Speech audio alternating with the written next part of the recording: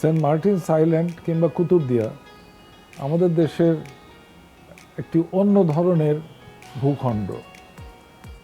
এটা অনন্য এই কারণে বললাম যে সেন্ট মার্টিনস আইল্যান্ডে কোরাল প্রবাল এসে বসবাস করেছে, অর্থাৎ পাথরের উপরে প্রবালের বসবাস। এবং সিউইড, যেটা সাধারণত যেখানে সিউইড জন্মায় সেখানে প্রবাল জন্মায় না, এটা একটা অনন্য, দুটোই আছে। সিউইড তো আমরা খেতে জানি না, কিন্তু খাওয়া যায়। এবং এখন কক্সবাজারের কাছে সিউইড গ্রো করানোর চেষ্টা করা হচ্ছে, চাষ করানোর চেষ্টা হচ্ছে। কারণ ঠিকমতো গ্রো করাতে পারলে বাংলাদেশের অর্থনৈতিক সম্পদ হিসেবে 2 বিলিয়ন 3 বিলিয়ন ডলারের সিউইড উৎপাদন করা সম্ভব। জাপানিরা খায় প্রচুর। তো তাহলে অর্থনৈতিক দিক থেকে সেন্ট মার্টিনসের স্বাস্থ্য ভালো রাখাটা প্রয়োজন। 2 নম্বর হচ্ছে সেন্ট মার্টিন দ্বীপটার একটু পশ্চিম দিকে আরেকটা ভূখণ্ড আছে পানির নিচে। এটাও একটা অনন্য এই কারণে, ওখানে যে ঝিনুক জন্মায়, শামুক জন্মায়, সেটা হচ্ছে কড়ি জাতীয়। প্রাচীনকালে আমাদের যে মুদ্রার আদান প্রদান হতো কড়ির মাধ্যমে, ওইটা গ্রো করতো ওখানে। আমরা ওটাকে ধ্বংস করে ফেলেছি। সমুদ্র আমরা ধ্বংস করছি, উপকূল পলিথিনের চাপে, পানির নিচে যে জীব বৈচিত্র্য আছে, মানে ইম্পর্টেন্সটা হচ্ছে জীববৈচিত্র্য। এখন বাংলাদেশ সরকার এটা স্বীকার করে এটাকে একটা ইকোলজিক্যালি ক্রিটিক্যাল এরিয়া এবং অন্য সংরক্ষণের জন্য যা ঘোষণা করা দরকার ঘোষণা করেছে। তাহলে এখন সরকারের কাজ হচ্ছে সেটাকে রক্ষা করা।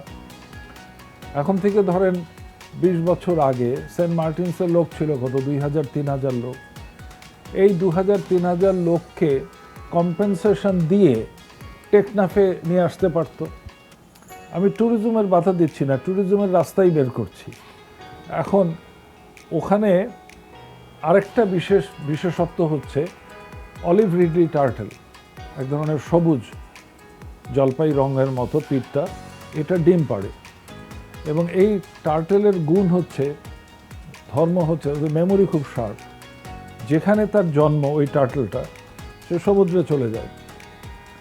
20 বছর পরে যখন তার ডিম পাড়ার বয়স হয়, তখন যেখানে জন্মেছে সেখানেই আসবে। তাহলে ওখানে আসে।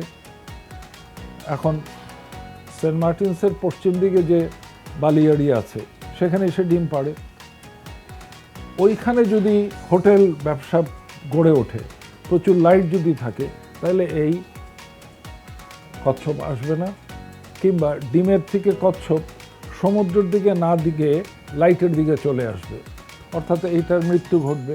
এটা তো আমরা চাই না। এই কচ্ছপগুলোকে রক্ষা করতে চাই। সমুদ্রের যে মাছ আছে সেগুলোকে রক্ষা করতে চাই।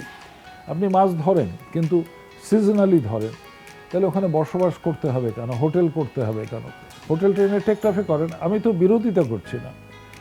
কাজেই সেন্ট মার্টিনসকে যদি তথাকথিত ডেভেলপমেন্টের নামে বিল্ডিং বানিয়ে, হোটেল বানিয়ে, এটা তো হলো না। সব কিছু তো ডেভেলপ করা যাবে না, কিছু জিনিস সংরক্ষণ করতে হবে ভবিষ্যতের জন্য।